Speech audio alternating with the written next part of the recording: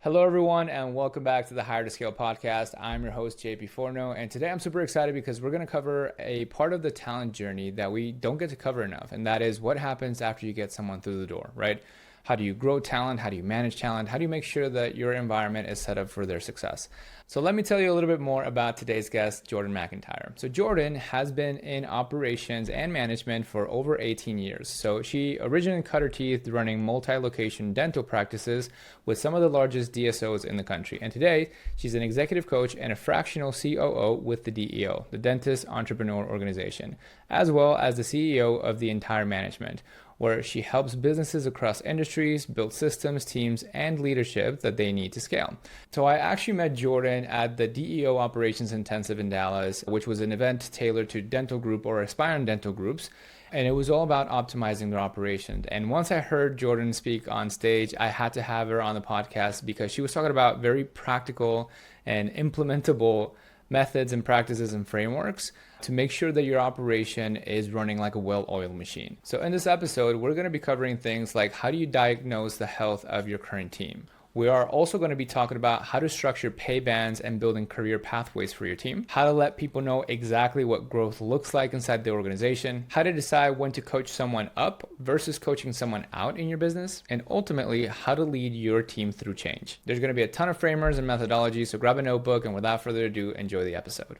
Jordin, thank you so much for doing this. I'm so excited for having you. How are you doing today? I'm doing well. Thanks for having me. I'm excited.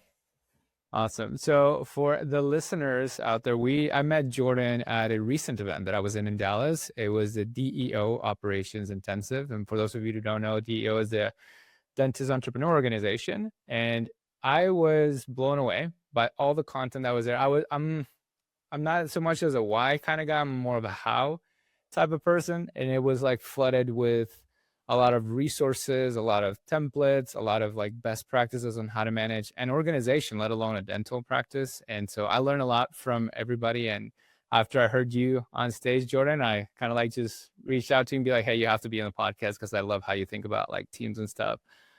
So thank you so much for joining us. How was that event for you? I think like so it was a lot to pack in like 2.5 days. Absolutely. It was a lot to pack, but it's a lot to unpack as well. So I think operations is one of those things where the junk drawer, everything falls there. So it was awesome. I really enjoyed it. I appreciate you coming up and speaking to me after. So I'm excited to kind of unpack a little bit of that here and share some of that. So Awesome. And so what our focus with this podcast, as we've said before here, is how do you scale through people, right? And we think that out of the many levers that you can pull inside of a business, people is one of like the best ones you can master, and perhaps even most rewarding if you do it right. It also can be the most challenging if you don't know. And the pillars of what we talked about is usually like how do you hire and how you train people, but we haven't talked that much about like what happens after you get them through the door, and how do you like manage, how do you make sure that they're set up for success, how do you grow them. And so I want to preface by saying that I hope that we could talk a lot about that part of the business, and tap into your experience when it comes to that. But before we do that, I would love it if you could just like introduce yourself for people who haven't heard about you, or just like the best way to get to know your trajectory and what got you to where you're at today. yeah, absolutely. So so I'm Jordin McEntire. I have been in operations. It's crazy as it sounds. I've been operating and managing for 18 years now. So I actually started and knew I was going to be in dentistry in about fifth grade. I knew I was going to land there. So but I've worked a Nice. little bit of everything. So medical, retail, all the things I've dipped and dabbed into, but kind of landed in dental overall. So yeah, I've been managing for 18 years. So I've been the junk drawer for 18 years is how I say it. Yeah, you're probably one of the few people that actually follow through with like that question of what do you want to do when you grow up. I think I wanted to be a hotel owner or something like that. Like I just stayed at a hotel that was all inclusive in Cuba one year for New Year's, and I'm like, I want to be a hotel owner. And then I learned what it takes to be one, and I'm like, Right. I'll probably something else. Yeah, well, But at first I was like, I'm going to be a dentist. And then I did some research. And I was like, oh man, no, they have like a lot of debt and suicide rate. And so I changed to like, I just want to be a dental assistant and really support dentists from, preventing them from hurting themselves in 5th grade. That was a project I did. So full transparency though, I didn't think I was going to get into entrepreneurship. I was your operator that was like, I'm good. Like I am your corporate. I'm going to follow it through. Loved my corporate job until I didn't. And then I just really started my own management company. I started coaching and consulting with the DEO.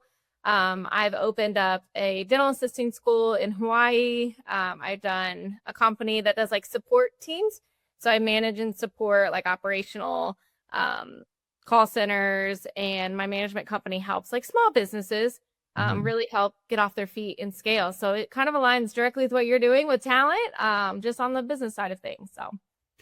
Yeah, and it's amazing because like I got a chance being in the audience to meet a lot of the dental practice owners and their office managers. It's interesting just to see how different their brains work one from another. But also I think that they, like anybody who starts a business or starts a practice, their ambitions and dreams are tied to the outcomes of that business, and having someone knowing how to do things and how to like make it clear and simple of what the next steps are is like a godsend. And at the end of the day, like I think that with your like business, you get to have that same level of support and help with like multiple people. You get to scale a little bit of the value that you're having.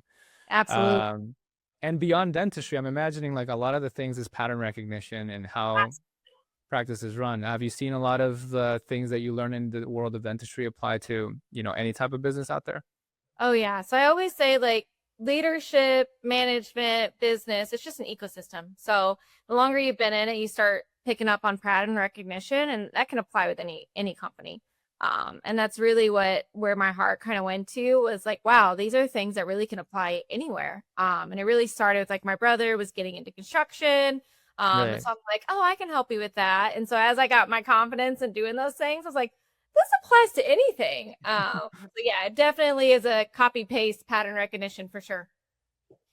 So let's start with like perhaps one of like the first types of pattern recognitions that like a founder should think about. And I want to talk about like when you go into like a new business, even though it might be in the niche that you are experienced with, the first thing I'm imagining that you're doing is the diagnosis, right? So when it comes to talent, how do you diagnose a company's current state of affairs? Like how talent is being managed, or like the people component of a business. So how do you go in and diagnose that for companies?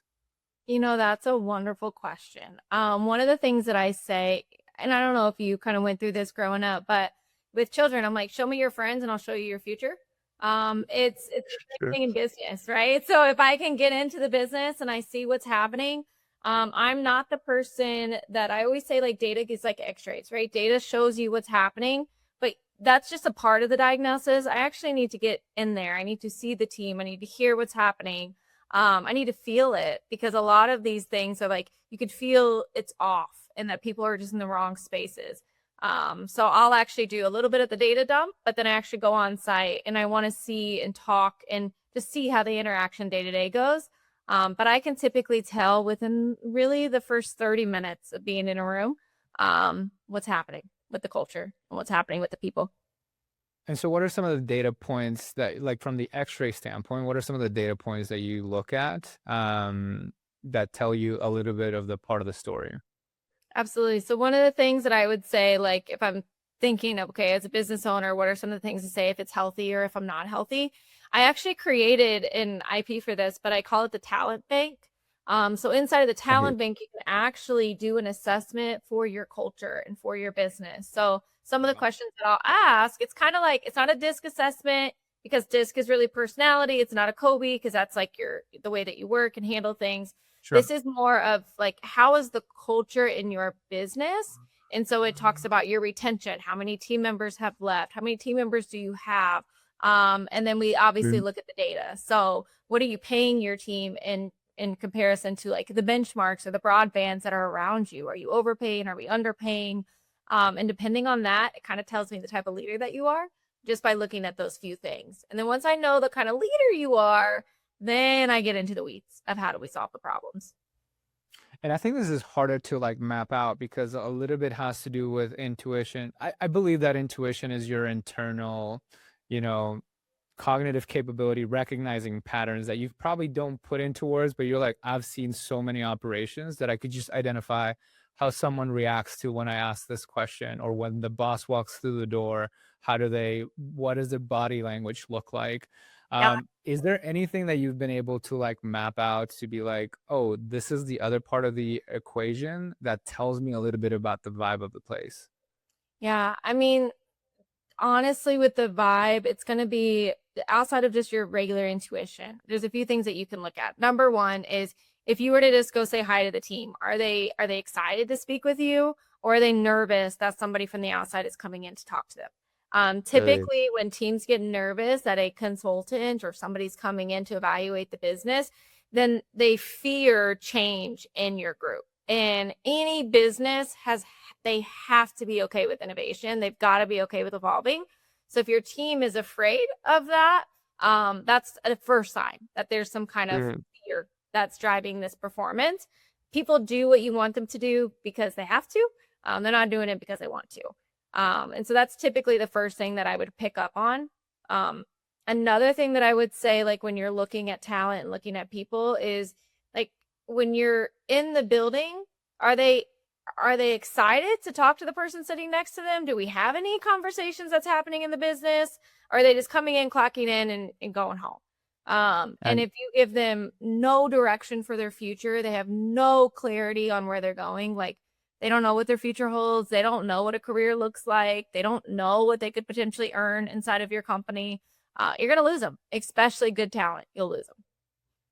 And I think that I used to do consulting a little bit after my first corporate job. I did consulting for a while, and I felt like as a consultant, it's a little bit easier to become like an impartial judge, right? Like you can come in, I have no bias. I just want to make sure that you guys are successful. So like I had a little bit of an easier time getting people to talk to me and tell me a little bit about the challenges and stuff like that. But if I am a leader of a company and I want to get the same pulse check from my team and get the same diagnosis, number one, I might have blind spots. And number two, people might not volunteer information as, freely as they probably would a consultant. So what would you say, or how would you advise somebody listening to this that wants to understand the pulse check of their business as far as people are concerned? How should they go about this so that they don't miss key pieces of data?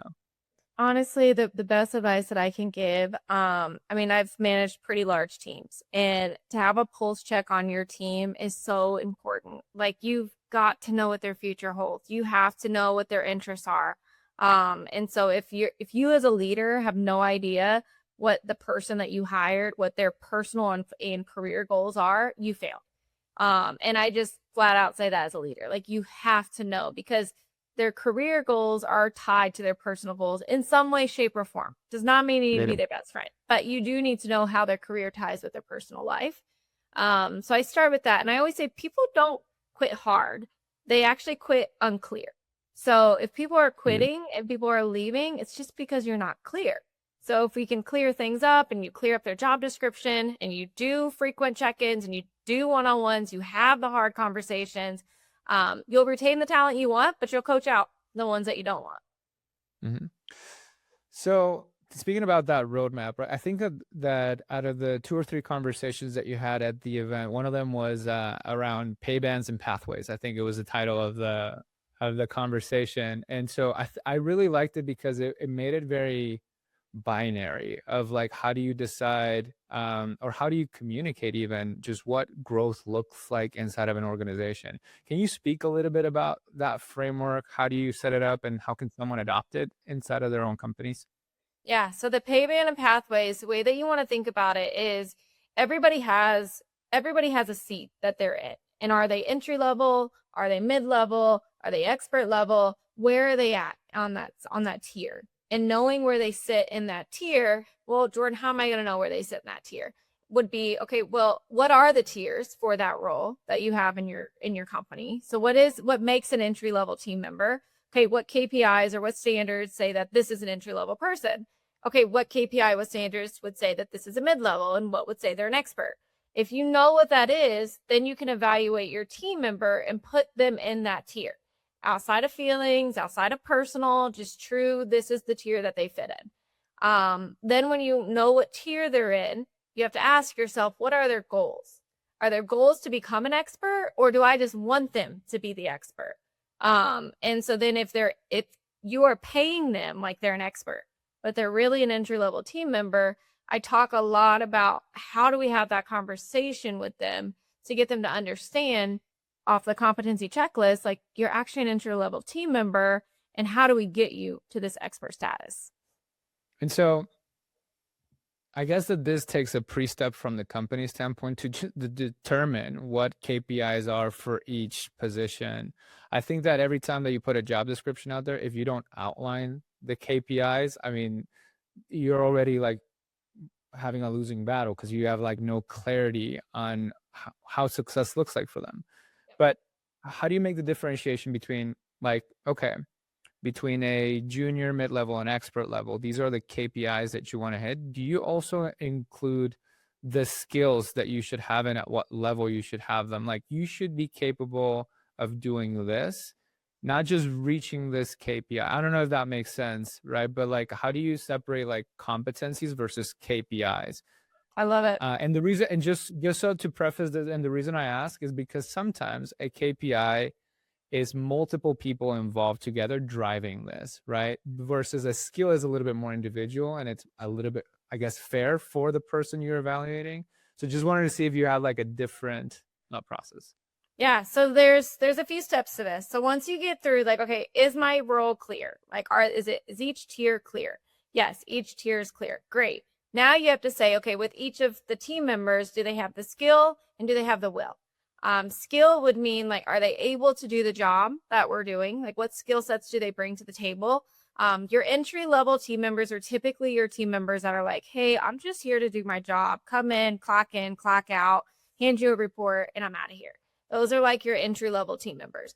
Then that's their skill. Then you got your mid level that's like, like I'm going to go a little above that, but I really don't want to dedicate everything to this. And so those kind of sit in the middle. And so you know that the skill set matches the middle tier.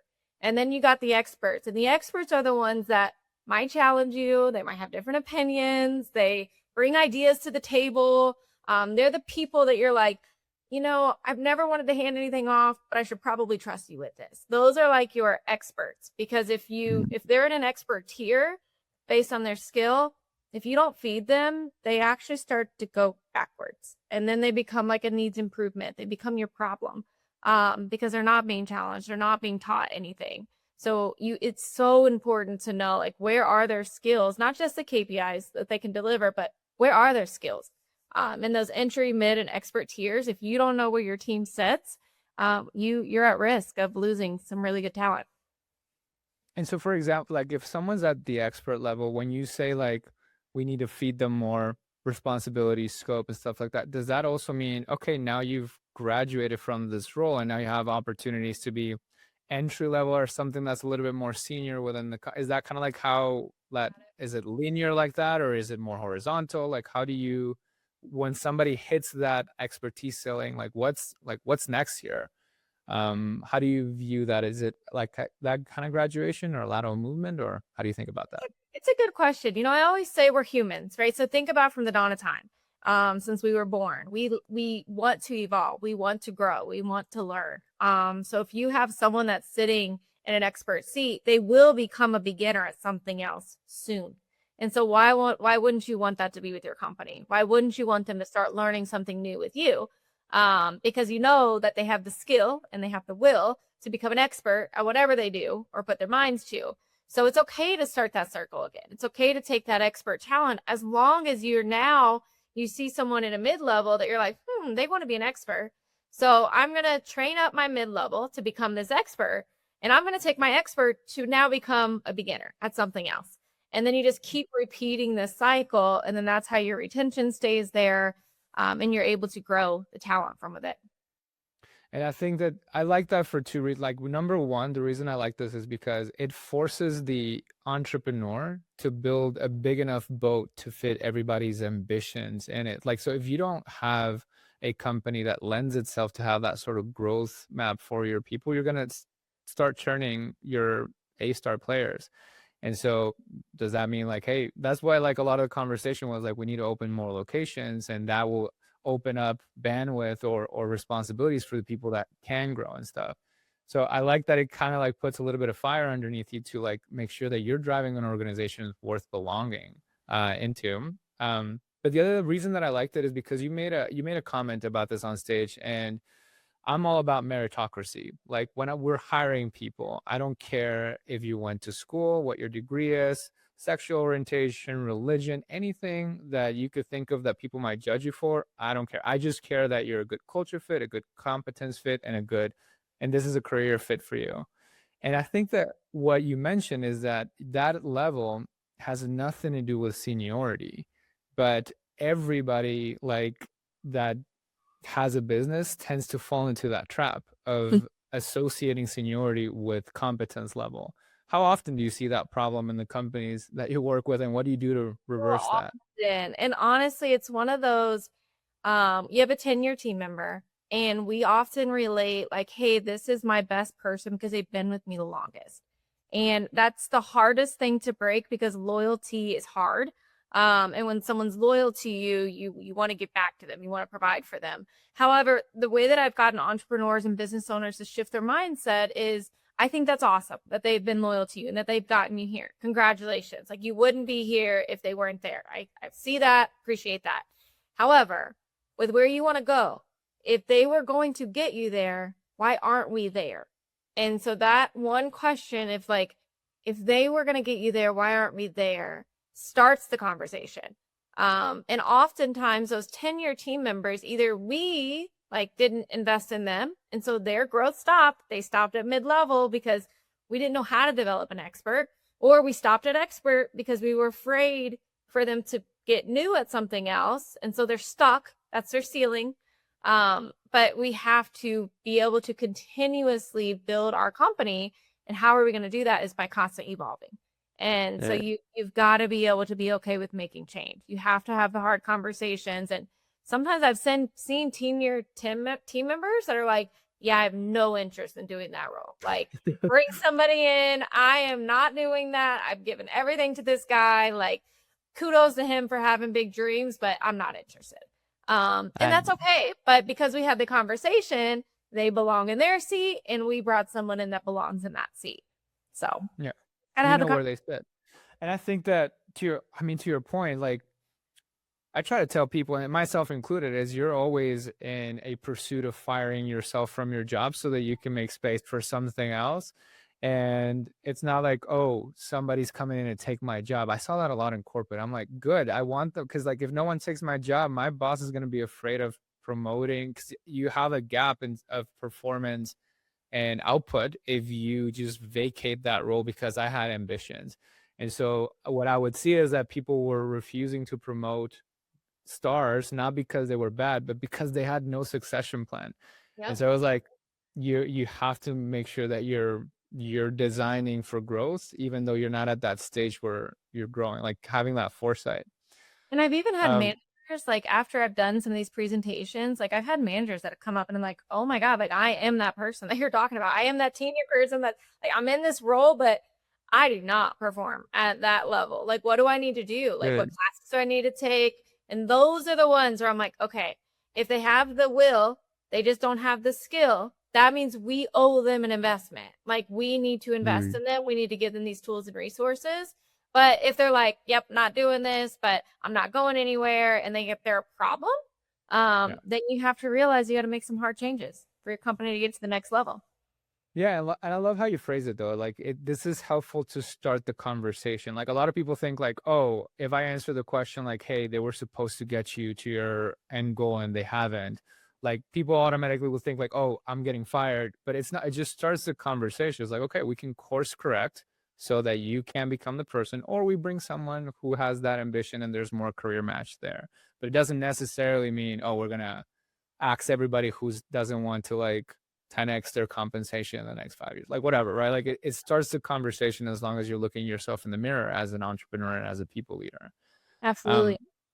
Wanted to ask you about like the whole pay band stuff, because I think that what you were doing whenever you talk about like here's the junior level, here's the mid level, and the expert level, is you were using a lot of examples, right? Like, so for a front desk person, you have like an entry level of 18, like $15, and then a mid level of 18, and everybody was saying like, oh, I'm from California, I'm from New York, like this doesn't work for me. It's like it was like for illustrative purposes, but for someone who wants to get like really technical, like how does someone determine their pay bands? Is it just a matter of doing like research in Glassdoor and Indeed, or is it a matter of like comparing it with a peer?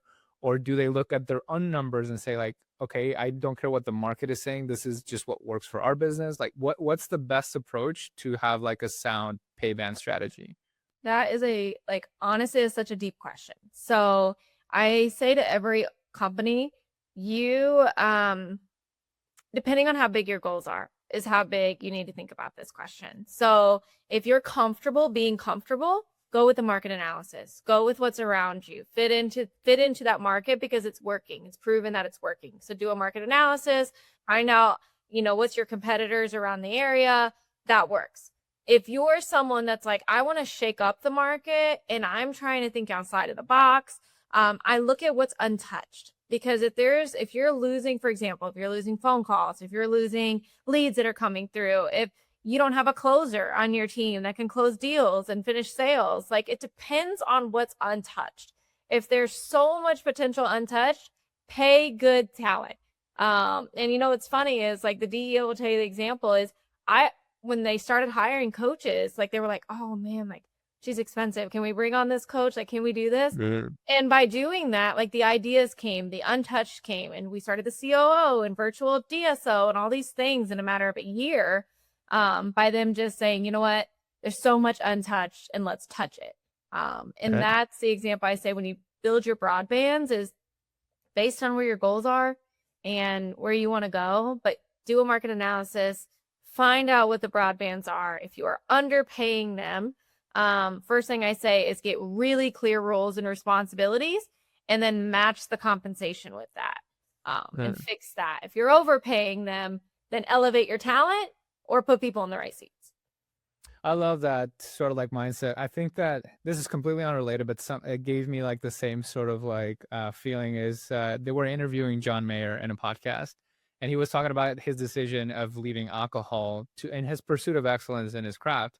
And the question that he asked himself is like, okay, let's pretend that this is a bar for like your potential from 1 to 100. How much of that potential do you actually want to go for? And for him, it was like, it's 100.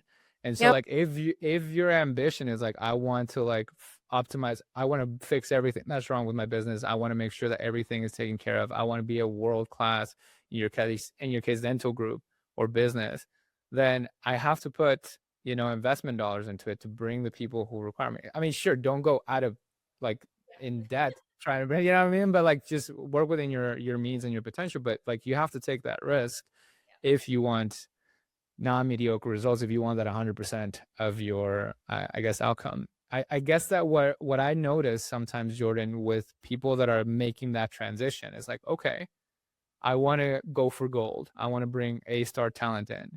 And they start putting job descriptions out there for roles. The current team tends to have like a visceral reaction towards that because they're like, oh, you're bringing somebody in that does the same thing that I'm doing kind of, and like it's like 3 times what I'm paying. Like, how do you like work through that to make sure that as you're trying to go for gold, you're not creating internal turmoil? Or if it is, like, how do you have that conversation with them and explain? Or do you adjust salaries internally? Like, how do you think about getting that A-star talent without like losing the faith that the people have in you, in your current organization?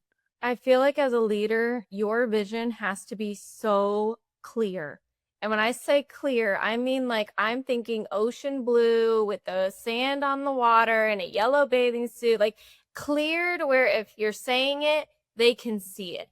So if you have a vision for your company that I want to go to this level and these are the imperatives that we need to take and this is what we're missing, they should be expecting that you're going to have to bring in tools and resources to get to that spot.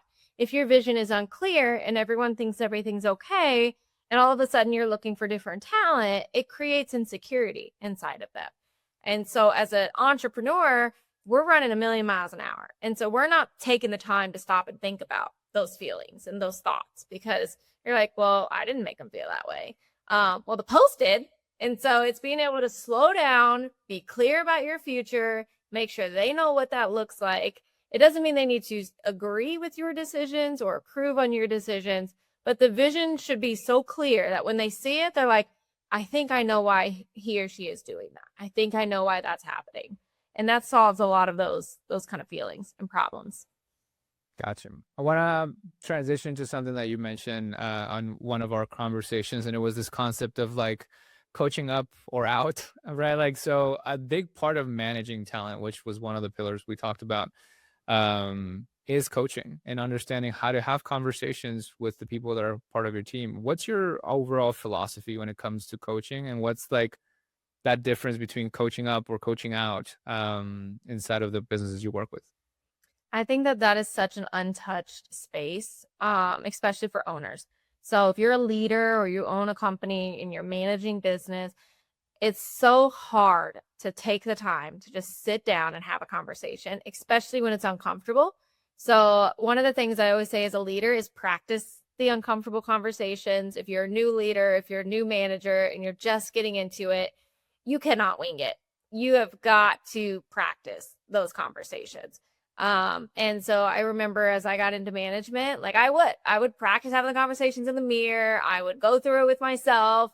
And I would critique myself. I would record myself. I'd figure out, I used to talk in pitches and do all these crazy things until I figured out like, Jordin, it's just a conversation. It's just a person.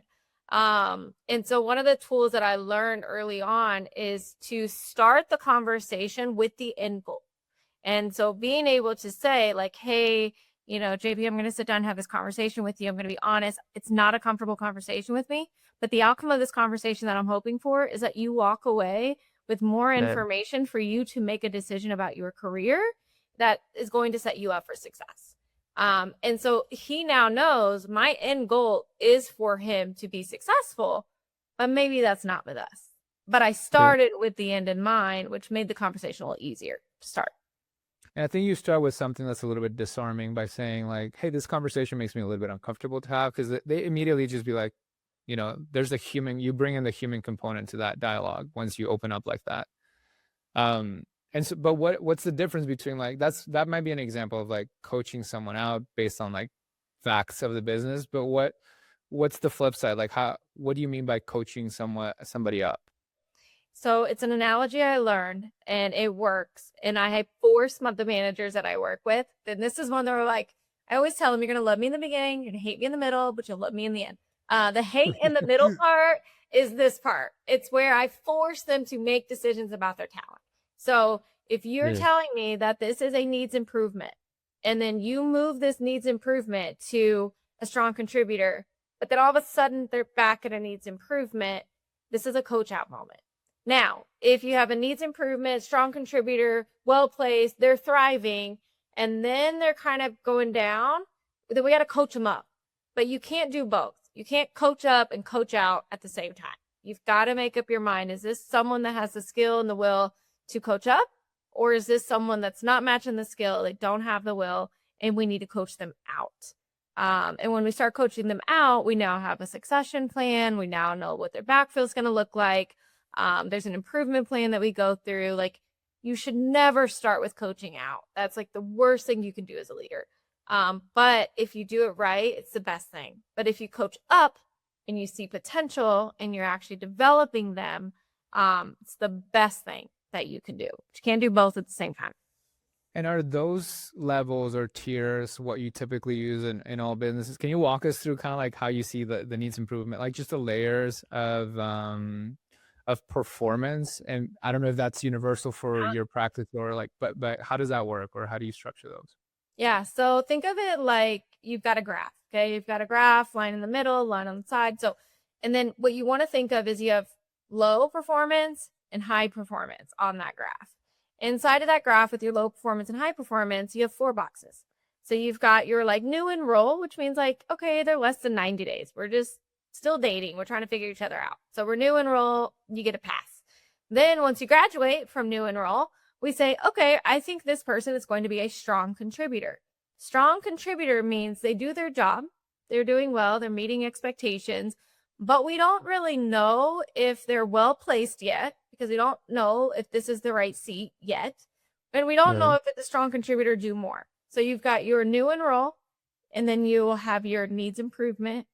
You have your strong contributor, and then strong contributor well placed, and then strong contributor do more. And so it's really important once they get out of that new enroll, are they in needs improvement after that 90 days? And if so, is it a coach out moment, hire slow, fire fast, have conversations faster? So are they that person, or are they strong contributor? We just don't know where they're going to sit yet. But those 5 levels is typically where I evaluate the talent. And is this language that you communicate to them? Like right now you're at this level with this color green, like you know exactly where I'm at that, or is that just like something internal that like the owners look at? I communicate. So I absolutely, and let them know where they're at. Again, blue ocean. I can tell everyone to think of the color blue, but we might think baby blue, teal. We all have different versions of blue. But if I'm very clear with them, like, hey, you're out of your 90 days. Here's what a strong contributor would be doing. These are the marks where you're at. This is what I'm seeing. I still have you in this bucket. What do we need to do? What do I need to do? What do you need to do to get you here? Because you told me that your end goal is here, and I can't get you there if we don't work on these things. So you tie it all together.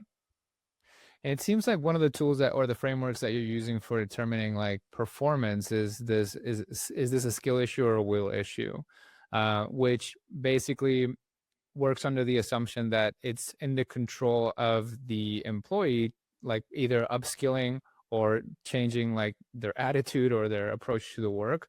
What happens when you determine, because I used to use that framework, and then I think like there's something missing for other scenarios, and it was like number 3 was the environment, right? Or the structure that you're working in. That's when, oh, the dental practice or the business or the service company didn't set up this environment for you to win. And then it's more of like, oh, we need to change this. We need to get a new tool. We need to get you a better manager, or we need to get you some, XYZ infrastructure, right? Like, so does that play a part in how you're setting this up? And if so, like, how do you have people like make sure that they look at themselves in the mirror, making sure that they have an environment that's promotes high performers, essentially? Absolutely. So there's 2 buckets you want to look at. So your skill and the will is more of like, do we have the right person in the right seat? That's really what that's evaluating. When you start talking through turnover, retention, are we the problem? I always have leaders look every turnover. You're not allowed to blame it on family. You're not allowed to blame it on religion. You're just not allowed. And it, because I will give credit where credit's due, a regional partner I worked with forced that in me. Like, Jordin, those are all reasons. I need you to dig deep, dig deep, dig deep. And it constantly made us own, like, did we evaluate correctly? Was this a hiring problem? Was this a culture problem? Did we just have them in the wrong office, the wrong location? It's important to know your personalities and to know where they fit, because like, for example, I do a lot of sign-off interviews because they could be amazing in one practice, but be a problem child in another because the environments are 2 different environments. So looking at your turnover and looking at that will tell you if you have an environment or culture problem. You just have to talk about it. Every turnover that you have to get in a room, you got to have the uncomfortable conversations, and you got to fix it. I like that whole part of like, is just, are you in the right pond sort of thing? Because I think that people naturally say, or I guess rule out specific characteristics of people, saying that they're negative all the time, but it depends so highly on context. Like an example that I could give often is aggressiveness. People would say like as a parent or as a counselor, like, or as a customer service representative, maybe aggressiveness is not the best trait. But if you're like a courtroom litigator, or if you're like a soldier, maybe aggressiveness is an asset, right? And you might want to have somebody in your corner that has a little bit more of like that behind them, right? And so I think that different roles, different cultures have a different place for different people, and it's your job to make sure that they're equally matched. You just have to be attuned to the people that you're bringing in on board. Also have to be fair. Like if you know that you have like if you know your team. So if you know you have a team where you set really high standards and you drive all day, you're go, go, go, go, go, and you've got someone that's literally telling you like, I'm done at 5 o'clock, I'm out of here, work life out. Don't set them up for failure. Like you have Yeah. to know what you're looking for and hire the people that you're looking for and know if their personality fits what you're looking. You could love them. You could think they're the best person in the world, but if they don't fit the avatar that you're looking for, then don't set them up for failure because there is a company, there is a role, there is somebody out there that that avatar would be perfect for. Mhm. Yeah, 100%. We see it like because my company helps people with virtual assistants, and virtual assistants tends to be like a so all-encompassing role. You can have somebody help you with projects or doing marketing collateral or bookkeeping.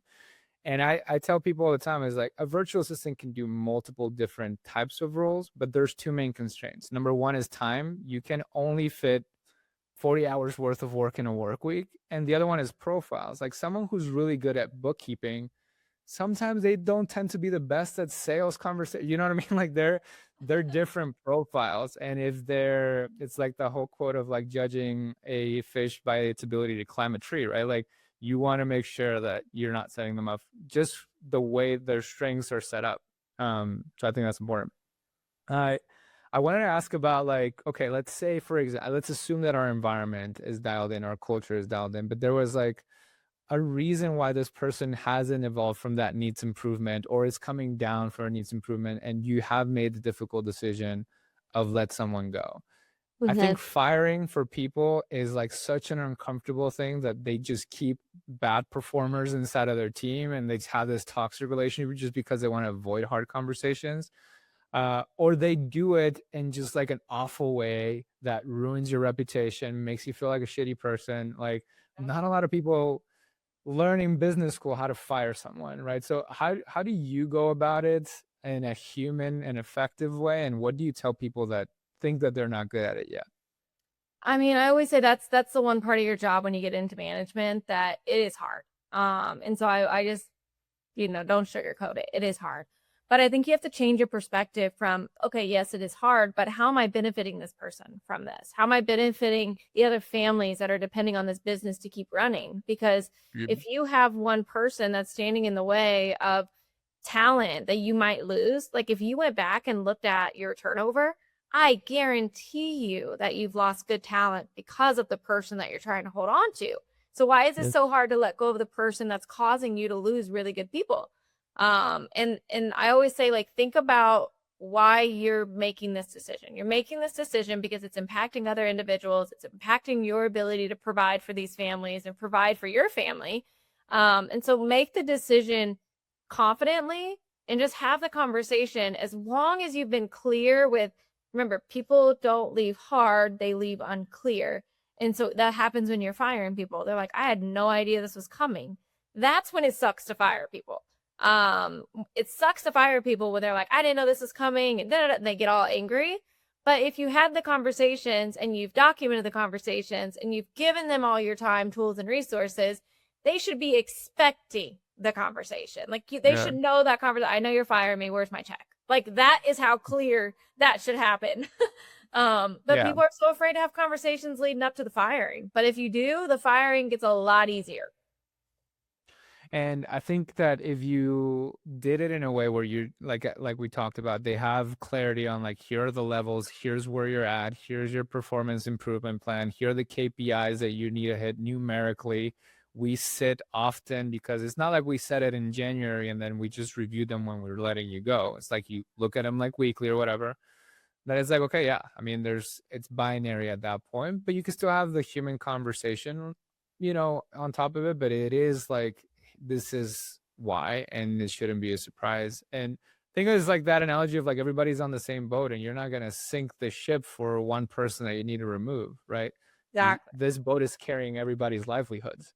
You know what's funny? And I said this in an event, and I'll say it, and everyone kind of was like, "Oh, she did not just say that." It's just like on an airplane. What do they tell you when you're on an airplane? If we Mhm. go down, parents take a mask first, and then give it to why? Like Because it's important that we survive. It's important that your Mhm. company survives. It's important that you guys make these decisions because you have other people relying on you. You have other families relying on you that do care, that are showing up, that are performing. So it's not fair to them because you're afraid to have hard conversations.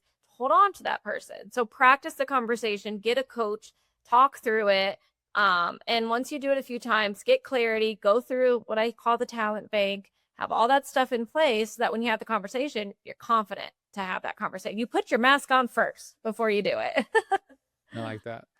A lot of what we talked about is, and I'm imagining you as a fractional operator that comes into businesses, or like you've seen a lot of different types of areas of improvement, let's just say, in the companies that you work with.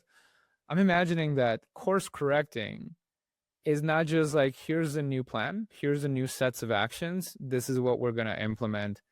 Come Monday morning, there's like still there's a people component, right? And so what I remember was the toughest part whenever I was doing consulting was not the strategy, was not the diagnosis, it was a change management of Yeah. like changing behaviors, changing motivations, making people feel authorship in the changes that were being made so that they were implement. Like, if I'm a business owner and I've already recognized what I'm doing wrong and I've already identified a course of action to course correct, how would you advise me to deal with the change management in an effective way so that we could make sure that these changes see the light of day?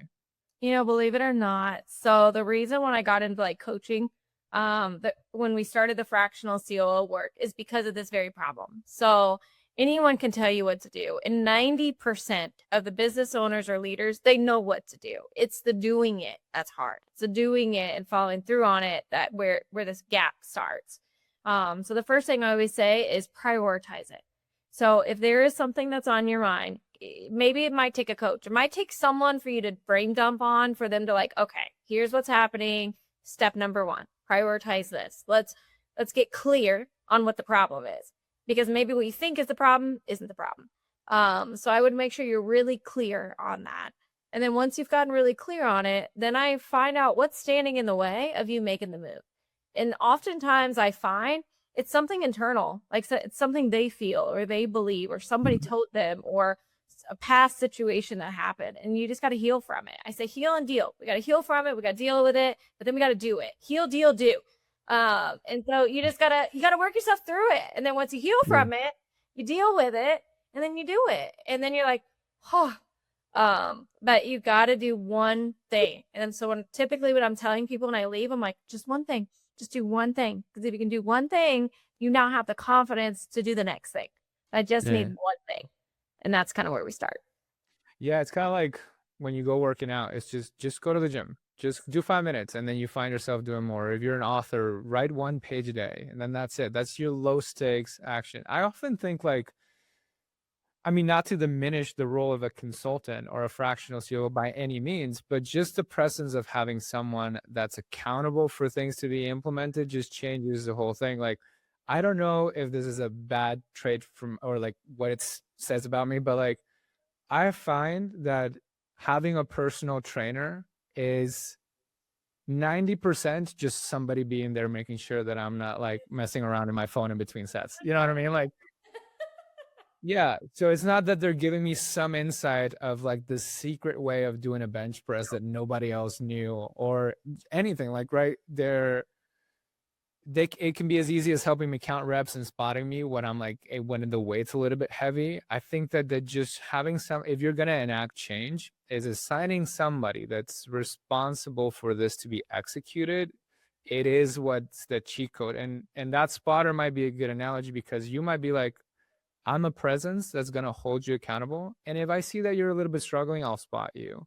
But just me being there just like forces people. But if you don't have that, you have to kind of like engineer that, I think, internally to make sure you're enacting change. Yeah. It's funny because a lot of leaders, it's a pride thing. I mean, I did it as a leader myself. And when you're managing, you're like, I have all the answers. I can solve all the problems. It's a confidence thing. You need confidence in order to make change. So it's really hard for you to reach out, to ask for help, to say, hey, how would you look at this situation? How would you handle this? Mm. I didn't start thinking that way until I got into an executive room. And the moment I got into an Mm. executive room, they force you to. Like you're yelling, you're frustrated, you're like getting out of the room and then you're going to go have drinks together. It's the weirdest thing. But it was until I got into that room where I started to realize like, this is why these people are in this room. It's because they're okay Yeah. challenging each other. They're okay asking these hard conversations. They're okay with not doing things the way they've always done things. And I really think as a leader, if you're managing people and you're leading to scale, you have got to be okay with being uncomfortable. And you're not going to know what that looks, sounds, or feels like if you don't get yourself in a room with other people that do. It's really important. Mm.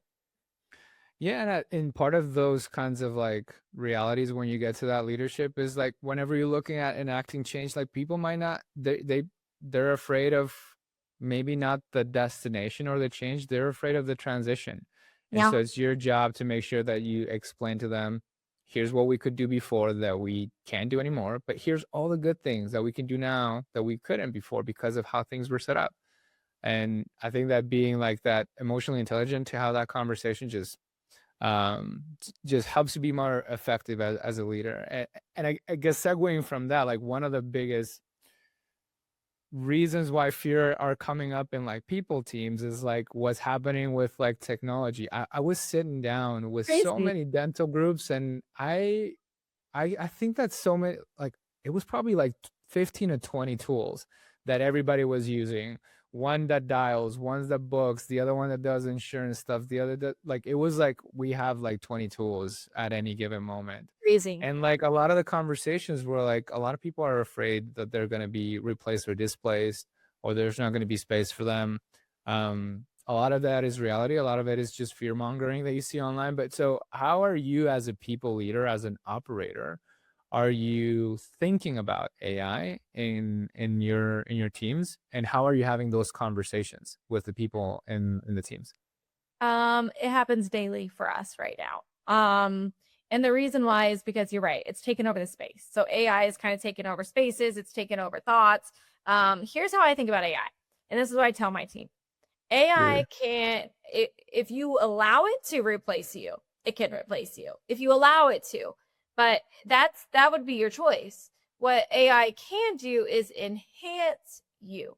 So if you start to learn it and use it, and now you're moving faster, you're thinking clearer, you're building faster, you're bringing ideas to the table, you're learning from it, it's enhancing you. You're actually going to skyrocket past those that are not using it. But if you allow it to replace you, then yeah, it will replace you. But you have to make your mind up and just say, you know what, this isn't a replacement, this is an enhancement. It's just like when you take supplements, right? It's not a replacement. You still got to eat. You still got to do the meal. You still got to do the work. Still got to go to the gym. But it enhances you. It's the same thing. That's how I truly feel like AI is meant to be an enhancement, not a replacement.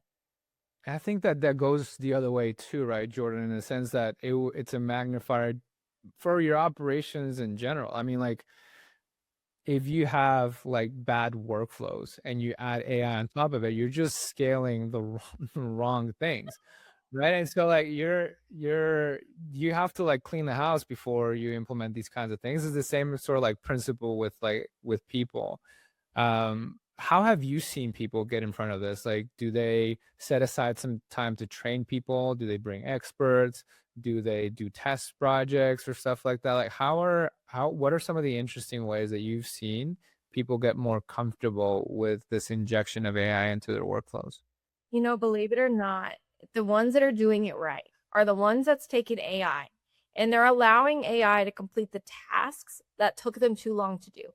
And so what they Yeah. do now with that time that they get back from, okay, AI, do this task, manage my calendar, get this done, book these appointments, whatever it is that it's doing, put these slideshows together, marketing, whatever it's taking care of for you, that's time that you now have back. Well, what was the problem in society leading up to AI? It's always been a people problem. It's always been a Yeah. leadership problem. It's always been, we can't retain our people. We can't do this. Okay, well, congratulations. AI now just took all that busy work off of you. So go strengthen your skills with the people. Go talk to the people. Go develop your people. Go spend time with them. And if we put our time into that, then the people can keep driving it while the AI does the task type of things that Mhm. they do better than us anyways. And I think that people need to start thinking that way and shifting their mind. I have time back, What am I going to fill this time with? And fill the time with dumping back into people work, especially if you're an Yeah. operator or a leader.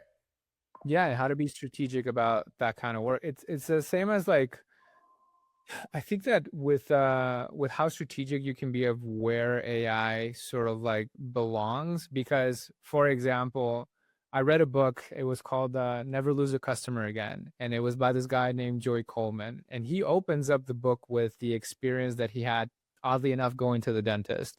And he was saying how like for most people they dread going to the dentist because they associate so many bad experiences. But this time he went, he was new in town, and he just was blown away by the experience that this person has curated, like the way that as he walked through the door people said hi to him by his first name.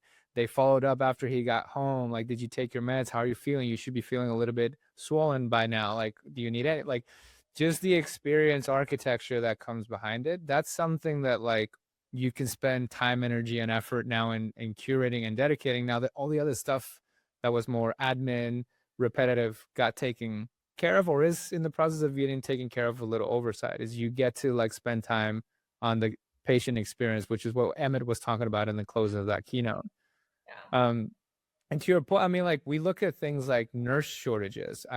When COVID was like dwindling down, we were looking at about 100,000 nurse shortage that, you know, the USA hospitals needed to be fully staffed.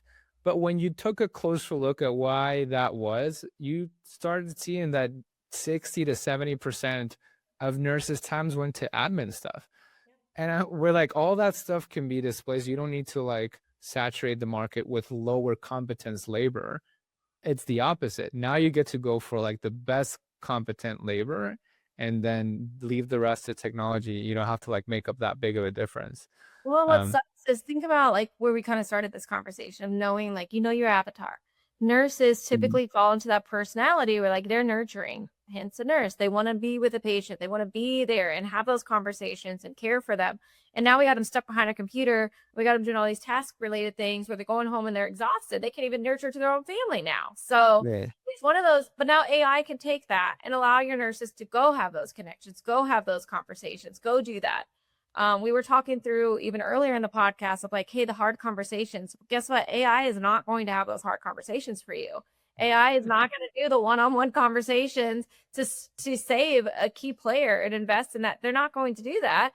They're not going to make the judgment call. I'm like, is this person in the wrong seat? They might be able to give you an analysis like, hey, they're a flight risk or calling out or this happens. They can do that, but they're not going to be able to make that true judgment call. I'm like, I think I just had this person in the wrong seat. And maybe if I move them, I'm getting a different result. So I really encourage people to like stop being afraid of it, adapt to it. We thought the same thing about computers, and now we use them every day. Don't let it replace you, just let it enhance you. Yeah. Or to your point, like sell that compelling vision, like it will come better from like the leader of the company than from a computer. For us, for example, we had to reimagine what virtual assistants look like and be like, hey, what are the things we want them to be AI enabled so they can be like a good executor of AI workflows, or monitor, someone that can monitor AI workflows. But beyond that is like, what are some of the things that you want to still keep a human touch in, like the client patient facing relationships, or there's things that you're just like from a structure standpoint, you still need to keep human. Like I've seen a lot of the insurance stuff, like they won't pick up from a robot. You have to have a human on the other line. Yeah. But like just beyond that is just like, what are the strategic points where it's still like important for it to be a human and optimized for the rest? I don't know about you, Um, guys, my best assistant. So I'm like, you know what? As an operator, I have the best assistant ever now. So mm, that's really how I think about AI. Is I have a really good assistant now, and that's yeah, AI. But it's not replacing the operator. It's just being an assistant. awesome. So I have one more question to ask you, but before that, I just wanted to ask you like, what are you up to right now? Where can people find you if people are hearing this and being like, I'm struggling with my operation, I need a Jordin to come in? Like, where can people find you and connect and interact with you? Yeah, so I'm actually at this kind of pivot in spaces right now. So obviously like really devoted into the DEO right now. So if you're a dentist, anything dental related, find me there. I'm happy to help. We've got a ton of resources. if you're outside of dentistry, maybe you're a leader, you're just looking for that coach space. Maybe you are an owner. You're like, I just want my team to like be inspired and feel like they can do this and get somebody else out here. My management company, I do book events. I do go out and do speaking events. I do trainings on leadership, things like that. So if you can go, entiremanagement.org is where you can find that. Contact us at entiremanagement.com. You can go to all those places, send us a message. My team, it's not AI. It is a team. It is a person. She will book it. She will do a discovery call with me. And I really just get to know you. And if I don't feel like I can truly add value with where we're at in that space, I won't waste your time or your money, but I will definitely make time available to help whoever I can help. So find me, entiremanagement.org. I'm there. Come reach out. I'll help you there. Dentist, go to the DEO. I'll help you there. Awesome. I would put all this in the show notes for you to see and have it be easier. And then the last question I wanted to ask, it's a little bit more of a meta question, but I wanted to see if you can give at least one piece of advice for anybody who wants to become a better leader of people. What would that be? Yeah. Anyone that wants to become a better leader of people, truthfully, I'm going to tell you to invest in yourself first. So if you really want to become a better leader of people, start becoming the best version of yourself first. Take the time, make an investment, go to the classes, go to the courses. There is an assessment that I do give leaders because I really needed one early on in my career. And I was lucky, I say, to have a mentor that happened to be my boss that really challenged me on things that I thought were right and moved me in places when I wasn't in the right seat. So there is an assessment that based on that and what I've seen and the managers that I've helped that I'm happy to share. It's a free resource. So if you just kind of want that first self-analysis to diagnose it, reach out. I'll send it out. But I really encourage you guys. Like I wish I would have done it earlier on in my career. I probably would have saved a lot of other careers. But I really encourage you to invest in yourself first so that you can show up and provide that for the team. I love that. It's going back to what we talked about of putting the mask on first. So I really like that principle. Jordin, this has been amazing. Thank you so much for spending this hour with us. We'll make sure that people are able to find you in the show notes and that we put a little bit of the concepts and principles out there into the world. But thank you so much for your time and energy in this episode and hope people enjoy it. Absolutely. Thanks for having me. So there you have it, everyone. I hope you enjoyed my conversation with Jordin as much as I did. I know that I walked away from that whole session with a page full of notes of things that I can implement inside my own organization. So I hope you were able to take some notes and find different things that you can implement as soon as possible as you're growing your company and scaling your teams. As always, we're going to leave the show notes in the description as well as different ways for you to get in contact with Jordin if you want some extra help as you're scaling your businesses and experiencing a little bit of the growing pains that comes with building a team. So as always, thank you so much for tuning in and see you on the next one.